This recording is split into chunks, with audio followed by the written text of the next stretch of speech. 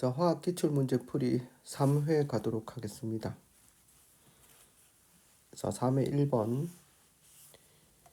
표는 분자 가다에 대한 자료이다. 가다는 각각 HCN, NH3, CH2O 중에 하나이다. 자, 여기서 우리가 얘들을 뭘 그릴 수 있어야 되는가 그러면 구조를 그릴 수 있어야 됩니다. 구조를 그릴 때는 중심원자를 놓고 중심원자 주변으로 이제 원자들을 배치하면 됩니다. 그러면 누가 중심원자인지 어떻게 아느냐입니다. 자, 중심원자를 판단할 때 여러분들이 여기서 중심원자는 C, 여기는 N, 여기는 중심원자가 C가 되겠습니다. 자, 여러분 공유결합 하면은 가장 많이 나오는 게 2주기에 해당되는 탄소, 4개의 결합을 하는 탄소, 그 다음에 CN, C 다음에 뭐가 나오죠? N, 3개의 공유결합하고 여기 비공유 전자상 1개 이렇게 있습니다. 그 다음 산소는 항상 비공유 전자상 이렇게 2개 나오고 2개의 결합을 하게 되며, 그리고 맨 끝 F는 이렇게 1개의 공유 결합을 하게 됩니다. 비공유 전자상에 3개가 있고요. 이게 몇 쪽이냐 그러면 14쪽에 속하는 원소, 15쪽, 16쪽, 17쪽에 속하는 원소 중에서 2주기에 속하는 가장 공유 결합에 잘 나오는 원자들이라고 보시면 되겠습니다. 자, 탄소는 항상 4개의 결합이 나옵니다. 그러면 결합선이 나오는 방법은 요렇게 나올 수도 있겠죠. 그리고 요렇게 나올 수도 있고, 맞죠? 그 다음 질소는 요렇게 나오는 방법이 있습니다. 그 다음에 산소는 요거밖에 없죠. 요렇게 우리가 종류를 구분할 수 있는데, 여기 뭘 붙겠습니까? 예를 들어서 여기 붙을 수 있는 거는 질소가 붙을 수 있겠죠. 여기 1개의 결합선이 나오는 것들은 할로겐 F가 붙을 수 있고, 또 F나 H 이런 것들이 붙을 수 있습니다. 여기는 2개 나오니까 산소가 붙을 수 있겠죠. 이렇게 하면 됩니다. 여기 산소가 붙을 수 있고, 그 다음 여기는 뭐가 붙을 수 있다. F나 H 같은 것도 붙을 수 있겠죠. 비공유 전자쌍은 질소는 이렇게 나오고, 이렇게 비공유 전자쌍, 질소는 1개, 이렇게 산소는 2개. 이렇게 비공유 전자쌍을 해주었을 때 원자 주변에 전자가 8개가 되는 옥텟 규칙을 모두 만족한다. 이렇게 보시면 되겠네요. 그리고 이렇게 4개의 결합을 할 때는 이게 109.5도, 요거는 107도, 결합각이 107도, 요거는 104.5도 이렇게 됩니다. 기본적으로 이런 것들을 알고 여러분들이 시작해야 되겠죠. 물론 분자의 모양 나오는 게 많습니다만 기본적으로 요걸 알고 나올 때마다 한번 살펴보도록 하겠습니다. 그럼 HCN 같으면 누굴 중심에 놔야 된다? C를 중심에 놔야 되고, 질소는 가지 3개가 나오니까 여기 가지 3개 있는 거 하고 1개는 H 이렇게 결합하시면 됩니다. 그리고 여기 비공유 전자쌍은 이렇게 그리면 되겠죠. 그다음 NH3는 누구? N이 3개의 결합을 형성하니까 요렇게 보시면 되겠습니다. 자, 여러분들 분자의 모양이라고 하는 것은 공간에서 생각을 해줘야 되기 때문에 요게 90도라고 하면 안 되겠습니다. 공간에서 생각을 해주면 삼각뿔 모양이 됩니다. 삼각뿔로 얘가 107도가 됩니다. 비공유 전자상 때문에 이 반발력이 더 커서 원래 4개 붙으면은 109.5도가 돼야 되는데, 비공유 전자상과 공유 전자상의 반발력이 더 크기 때문에 109.5도보다 조금 더 작아진다라고 보시면 되겠습니다. 야, 내가 작아진단 농담했는 거 생각나요? 작아진다 했을 때 작아진단 이렇게 썼지. C를 중심에 놓고 O가 2개 나오니까 이렇게 한 이유는, 선생님 이렇게 삼각형 모양으로 그린 이유는 여기 중심원자하고 맞죠?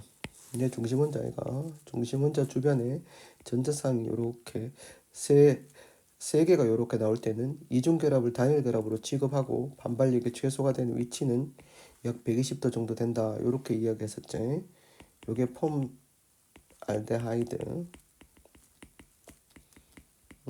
폼알데하이드 이렇게 되겠습니다. 세집 증후군 이제 접착제로 많이 사용되는. 자, 그러면 여기서 이제 공유전자쌍 한번 봅시다. 공유전자쌍은 얘는 공유전자 몇 개고 여기 3개 하고 여기 1개 있으니까 4개. 얘는 1개, 2개, 3개. 얘는 공유전자쌍이 4개. 이렇게 있지. 그 다음 비공유전자쌍. 비공유전자쌍은 요거지. 예, 1개. 얘가 비공유전자쌍. NH3는 비공유전자쌍 몇 개? 1개가 되겠지. 그 다음에 얘는 비공유전자쌍 여기 있죠. 산소에 2개. 이렇게 되겠습니다. 자, 그러면 공유전자쌍 수가 제일 작은 거 여기 3이죠. 맞죠? 3인 게 얘가 NH3 3이 되겠니? 3 플러스 1은 4가 되고 4가 되는 것 중에서 얘하고 얘 중에서 비공유전자쌍이 B하고 2B의 관계가 있는 거지. 그러면 얘가 HCN 이게 되고 맞지? 그 다음에 얘는 HCOH 이렇게 되겠지. 자, 다는 HCN이 다 틀렸지. A 플러스 B는 이게 1이고 그래서 4이다. 결합각은 가가 107도. 나가 얼마야? 나는 이렇게 나오지. 삼중결합을 단일결합처럼 취급하면 이 전자쌍과 이 전자쌍 간의 반발력이 최소가 되는 것은 180도 직선형이다 라고 볼 수 있겠습니다. 틀렸다. 그래서 2번입니다. 일단 기본적으로 분자의 모양하고 결합각이 나오는 문제들은 계속해서 나올 테니까 방금 선생님이 이야기한 요거 있지. 이론. 여기서 여기까지 이론 살펴봤지. 여기서 여기까지 선생님이 적었던 것들 있지. 여기서 적었던 것들을 일단은 기본적으로 잘 살펴봐 줍니다. 그리고 난 다음에 또 구조가 나올 때 한 번 더 이야기하도록 하겠습니다. 방금 구조하고 결합각에 관한 이야기를 했습니다. 그 다음 문제 2번 보도록 하겠습니다. 자, 문제 2번은 선생님이 뭐에 관한 문제다? A 수용에 관한 문제 중에서 뭘 하는 거다? 몰 농도 구하는 거지. 몰 농도. 몰 농도는 앞에서 선생님이 설명을 했지. 몰 농도라고 하는 것은 우리가 일반적으로 이제 용매하고 용지를 사용해서 뭘 만든다? 액을 만들 때 이게 용매는 우리가 흔히 여기서 지금 화학원에서 물을 사용하기 때문에 용매가 물이면 우리가 무슨 용액이라고 하겠노? 수용액이라고 하겠지. 수용액이고 수용액에 용지를 녹였을 때 그 수용액의 농도를 어떻게 표시하는가 그러면 뭐 예를 들어서 이렇게 있죠. 맞지? 이렇게 뭘 녹여놨다고 용질이 이렇게 있단 말이야. 이게 물이다라고 했을 때 용질이 이렇게 녹아있단 말이야. 녹아있을 때는 우리가 어떻게 한다? 이 용질 몰 농도라고 하는 것은 수용액 몰 농도라고 하는 것은 물 얼마? 전체 수용액이지.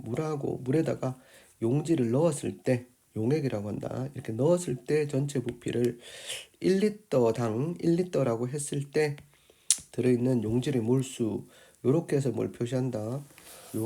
수용액의 농도를 표시하는 방법이라고 보면 됩니다. 얘는 우리가 뭐야? 몰이라고 하는 것은 선생님이 항상 어떻게 한다고 했어요? 몰이라고 하는 것은 자, 용질에 만약에 뭐가 나와 있으면 용질의 질량이 나와 있으면 용질이 뭐로 나눠주면 된다. 화학식량으로 나눠주면 이제 용질의 몰수가 나온다라고 했고 만약에 어떤 몰 농도가 나온다라고 하면 몰 농도는 리터당 몰수니까 몰 농도에다가 만약에 뭘 곱하게 되면 부피를 리터 단위로 곱하게 되면 이때도 뭐가 나온단 말이야. 몰이 나온다는 것을 기억해 둡니다. MV는 몰이다. 자, 어떤 몰 농도의 수용액에서 특정 부피만큼 취했을 때, 즉 가져왔을 때 그 속에 들어있는 용질의 몰수는 M하고 V하고 곱하면 된다. 이걸 기본 개념으로 해서 문제 2번을 한번 풀어보시도록 하겠습니다. 자, 문제 2번 가 한번 보자. 자, 용질 4g이제 4g을 물에 녹여 X몰 농도짜리 100ml를 만든다. 자, X몰 농도짜리를 만드는데 얼마야? 용질을 넣어서 전체 부피가 100ml인데 이거 무슨 단위로 와야 되겠노? 100ml인데 여러분 계산되겠지? 1000으로 나누어야지 리터 단위로 돼요. 1리터당 위에 용질의 몰수가 와야 되는데 용질의 질량이 왔으니까 이걸 뭐로? 화학식량으로 나눠주는 거야. 화학식량 40 이렇게 나눠주지.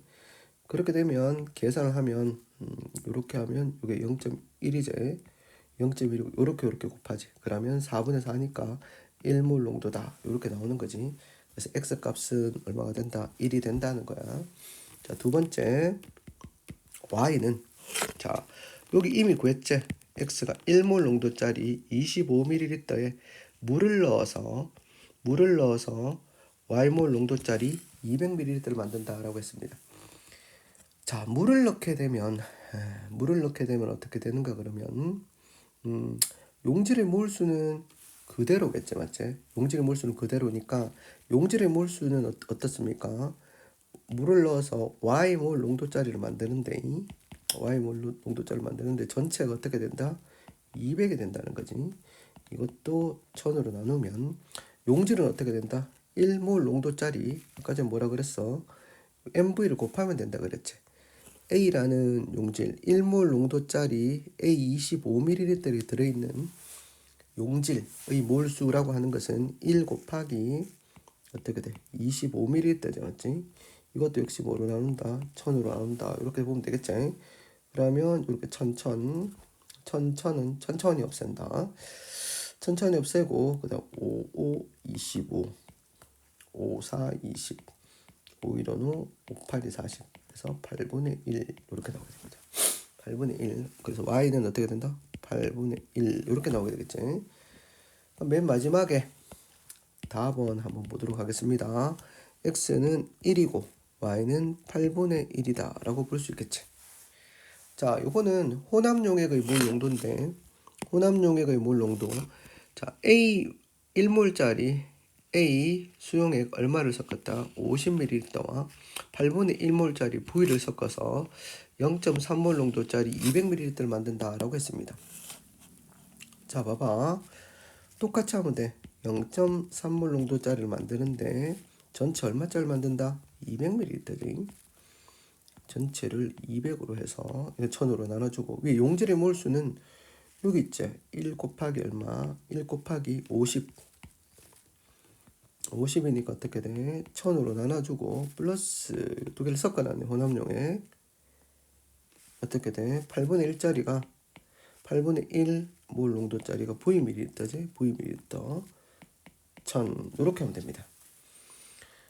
자, 이렇게 하면은 어떻게 되는가 그러면 이렇게 하면 1000 위에 1000 이렇게 없애죠. 그리고 200이 넘어가면 60는 50 플러스 8분의 1V 이렇게 됩니다. 그러면 10은 8분의 1V니까 V는 얼마? 80 이렇게 되겠습니다. 그럼 V가 80 이렇게 나오면 어떻게 된다? 는 10. 답은 10 이렇게 됩니다. 자, 요거는 용액의 몰 농도에 관한 문제가 되겠습니다. 용액의 몰 농도에 관한 문제가 되겠습니다. 몰 농도에 대한 것 중에서 가는 그냥 몰 농도를 만드는 거고 나는 물을 넣어서 물키는 겁니다. 알았지? 물을 넣어서 물키는 거고 다는 혼합 용액의 몰 농도를 만드는 거다라고 보시면 되겠습니다. 이렇게 문제를 풀면은 될 것 같습니다. 자, 식만 알아두면 되겠죠, 맞지? 3개만 알아두면 된다. 그 다음에 3번 보도록 하겠습니다. 다음은 화학의 유용성에 관한 자료이다. 에탄올을 산화시켜 아세트산은 의약품 제조에 사용된다. 선생님 아세트산 뭘 만든다 그랬노? 아스피린을 만든다 그랬죠, 의약품.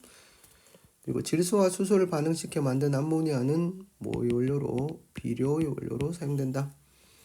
자, 질소, 그 다음에 반응물을 이렇게 쓰고 생성물을 오른쪽에 나타내면 계수 한번 맞춰볼까? 계수 뭐 이게 3, 2, 이게 얼마야? 2. 요거는 아니네, 맞지? 1대 3대 2네. 개수 맞추는 것도 이제 헷갈리네. 1대 3대 2 이렇게 되겠습니다. 암모니아. 기억은 탄소화합물이다. 탄소화합물이다. 뭐로 돼 있다? 화학식을 주어지지. CH가 기본이고 ONS 이런 것들로 되어져 있다. 물에 녹이면 산성 수용이 된다. 아세트산 너무 많이 냈는 거지. 아세트산이라고 붙여놨겠노. 그 다음 질소 비료의 원료는 디귿으로 적절하다. 맞습니다. 질소 비료의 원료 디귿. 질소 비료의 원료로 사용된다. 식물이 생장하기 위해서는 질소가 꼭 필요하다고 합니다. 근데 공기 중에 질소를 바로 이용하지 못하기 때문에 우리가 암모니아로 이렇게 만들어서 그 다음에 암모니아를 다시 비료로 가공해서 제공한다라고 보시면 됩니다. 자, C2H5OH 에탄올이죠. 얘는 중성입니다. 어디다가 녹이면 물에 녹이면 물을 용매로 해서 에탄올을 녹이면 에탄올 수용액은 중성이다. 다시 한번 기억하고 넘어갑니다. 그 다음 페이지로 가도록 하겠습니다.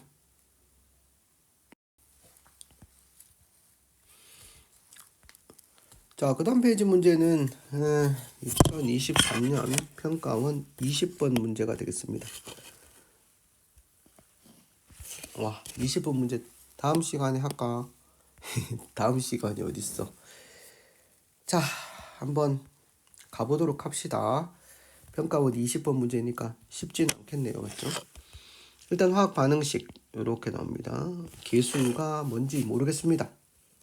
개수가 뭔지 모르겠고 그 다음에 실험을 1번과 2번을 했는데 미리 반응 전 3W 그 다음에 밀도 반응 두 번째 반응에서는 5W 밀도 이렇게 나오게 됩니다. 그 다음에는 반응 후 밀도가 나오게 돼요. 밀도라고 하는 것은 반응 전후의 밀도를 보면 우리가 뭘 할 수 있는가 그러면 질량이 반응 전과 반응 후에 질량이 똑같죠. 질량이 똑같기 때문에 밀도라고 하는 것은 원래 어떻게 표현하노? 부피분의 질량 뭐 일반적으로 부피를 기호로 V로 표현하고 질량은 M, 매스라고 합니다. 매스 이렇게 M으로 표현을 합니다. 그럼 부피분의 M 이렇게 쓰는데 여기서 뭐는 똑같다? 반응 전후에 질량이 똑같기 때문에 밀도 역수라고 하는 것은 반응 전후의 부피를 나타낸다라고 보면 됩니다. 그럼 반응 전 부피가 얼마가 됐단 말이야? 5, 7이니까 뭐야? 7에서 5가 됐다고 5가 됐다라고 보시면 되겠죠. 그럼 밑에 것도 똑같이 11에서 뭐가 됐다라고 보시면 되겠노? 부피가 9가 됐다라고 보면 됩니다. 여기도 부피가 얼마 감소했다? 2 감소. 여기도 부피가 2 감소했으니까 같은 부피가 감소했다 하는 것은 반응 양이 같다. 이렇게 생각을 해 두시면 되겠습니다. 자, 반응 양이 같고 지금 전체 질량이 나와 있기 때문에 A가 얼마, B가 얼마 이런 건 나오지 않고 있습니다. 근데 반응 후 누가 남아 있습니까? A가 이렇게 남아 있습니다. 자, 이걸 통해서 반응 후 A가 남아있다를 통해서 한계 반응물이 먼저 떨어지는 반응물이 뭐구나? B구나 라는 사실을 우리가 알 수 있습니다. 한계 반응물이 B구나. 자, 그러면 이제 한번 반응 전후 그리고 전후를 나타내는 테이블을 한번 만들어 보도록 하겠습니다. 자, 반응식 A A 플러스 B 그리고 EC 이렇게 되는 데서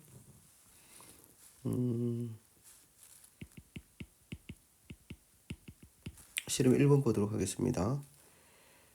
자, 여기서 우리가 A 질량이 같은 기체에 대해서 질량의 상대값이 1대 5라고 하는 것은 일단 몰 B가 1대 5라는 말하고 똑같은 말입니다. 몰 B가 1대5라는 말하고 똑같으니까 어떻게 하는가 하면 일단은 여기서 반응 후가 5이고 그리고 한 개 반응물이 B니까 반응 후가 5고 한 개 반응물이 B다라는 걸 한번 기준으로 해서 한번 보도록 하겠습니다. 여기서 일단 뭐가 생겼다? 1이죠. 1. A가 남은 놈이 1이다. 질량의 B는 몰 B하고 똑같으니까 1이 남아있다라고 하고 그 다음에 여기 전체가 반응 후에 5가 남아있으니까 얘가 4 이렇게 됩니다. B는 모두 반응했으니까 0 이렇게 되겠죠. 그렇게 되면 요건 그대로 올라가죠. 그리고 얘는 1대2가 되니까 얘가 마이너스 2 그 다음에 얘는 마이너스 2a 이렇게 되겠습니다. 그리고 요 0이 되니까 요게 2가 되겠고 처음 부피가 7이 되니까 여기에 5를 적어줘야지 처음 부피가 어떻게 된다? 처음 부피가 7이 된다. 7 이렇게 시작했다라고 하죠. 자 이렇게 되면 우리가 A 값을 구할 수 있습니다. A 값이라 하는 것은 5-2a가 1이 나와야 되죠. 그럼 A 값이 2가 된다. A 값이 2가 되면 이제 실험 2번에서 2a를 놓고 봅시다. 2를 놓고 B 그 다음에 2c 이렇게 보시면 되겠죠. 그럼 2번에도 설명이 되는지 한번 보도록 하겠습니다. 이번에도 같은 양이 반응했다라고 했기 때문에 없어졌는 건 똑같습니다. 마이너스 4, 마이너스 2, 4 이렇게 4가 있고 이건 B는 그대로 없죠. 그리고 9가 되죠. 9니까 이렇게 5가 되고 그럼 이게 2 그럼 9 이렇게 되면 맞아 들어갑니까? 이게 처음에 11이었다가 나중에 9가 된다. 11이었다가 9가 된다. 이렇게 되면 되겠죠. 자 여기서 우리가 여기서 EW가 증가할 때 부피도 얼마 증가했습니까? 부피도 얼마 증가했다. 부피도 여기도 4 여기도 얼마다? 부피가 4가 증가했다라고 볼 수 있겠죠.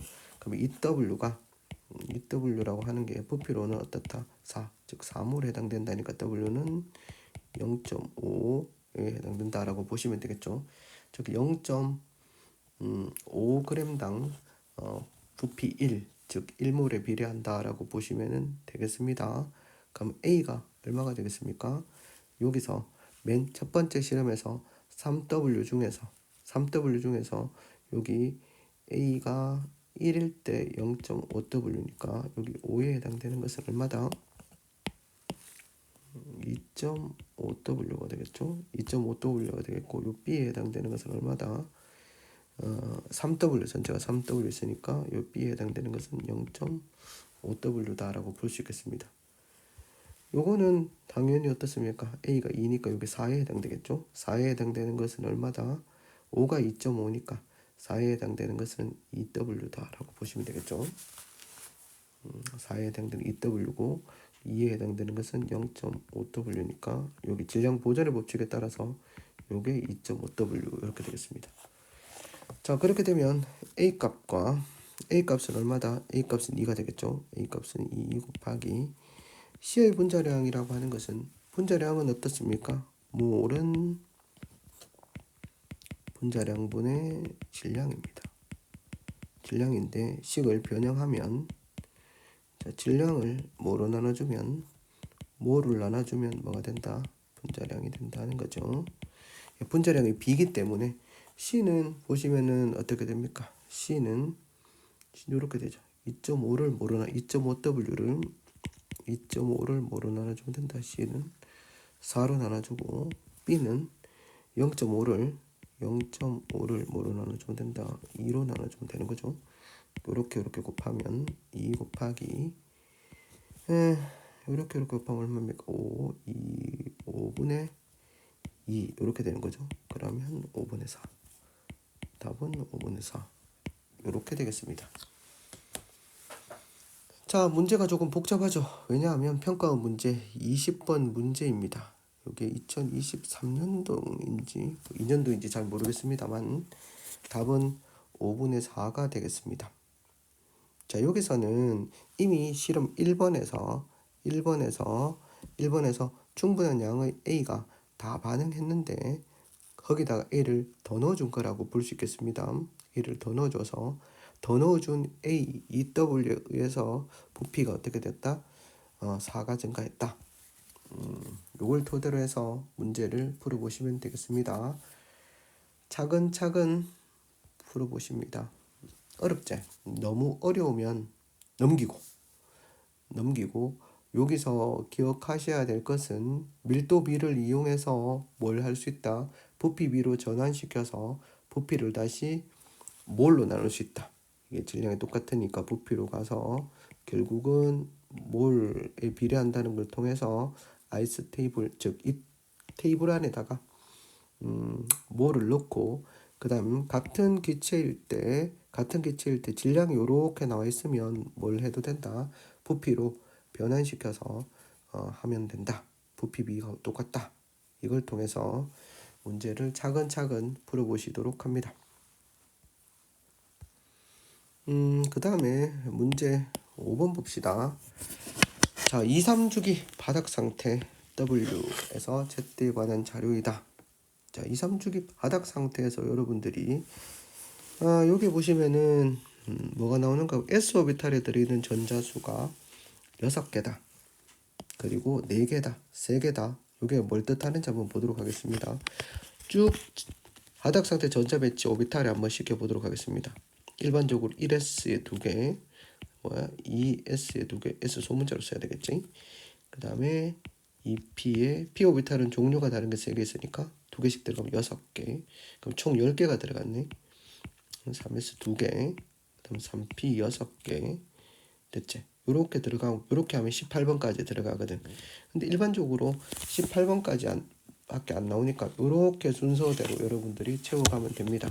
그 다음에 굳이 나온다면 뭐 4S2 해서 20번까지 해서 나오지만 20번까지 잘 안 나옵니다.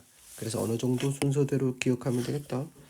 이런 순서대로 여러분들이 기억을 하시면 됩니다.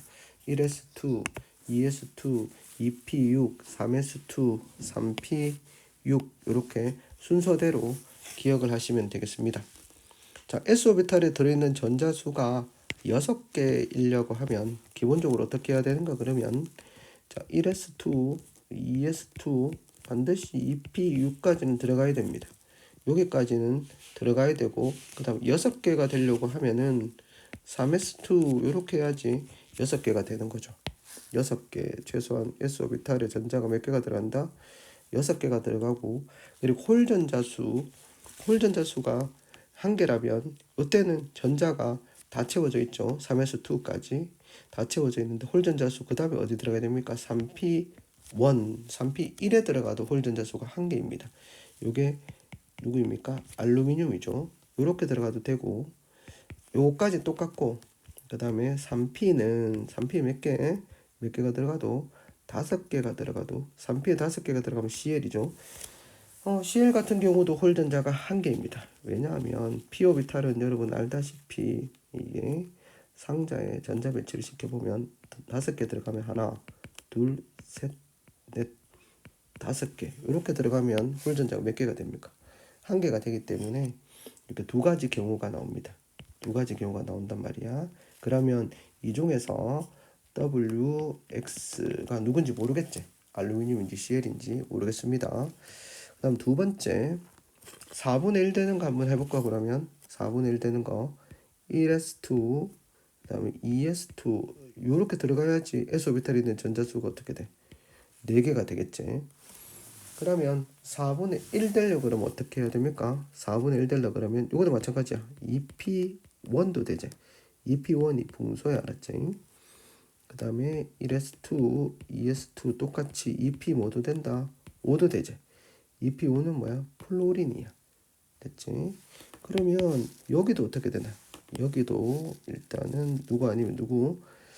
이게 둘이 누가 되는가? 누가 Y가 되느냐 하지? 이 둘 중에 누가 Y일까? 이렇게 되는 거지. 그 다음 Z 한번 보도록 하겠습니다. Z는 3개니까 1S2 그리고 2S1 요거밖에 안 됩니다. 그러니까 요게 리튬이지. 홀전자 요게 1개밖에 없네요. 그래서 요건 리튬. 그러니까 누구는 정해진 거야 지금. Z 리튬은 정해진 거라고 볼 수가 있겠습니다. 자, 전기음 송도. 자, 전기음 송도인데 전기음 송도가 지금 누구 요거 4개 중에서 요거 4개 요거 4개 중에서 누가 전기음 송도가 제일 크다라고 보는가 그러면 X가 전기음 송도가 제일 작다라고 나오네. 일단 같이 공통적으로 있는 W하고 X의 전기음 송도입니다. 둘 중에 전기음 송도가 누가 큽니까? 알루미늄하고 Cl 중에서 전기음 송도는 오른쪽 위로 가면 커진다. 오른쪽으로 가는 게 CL이죠. 이 CL이 누구보다 크다?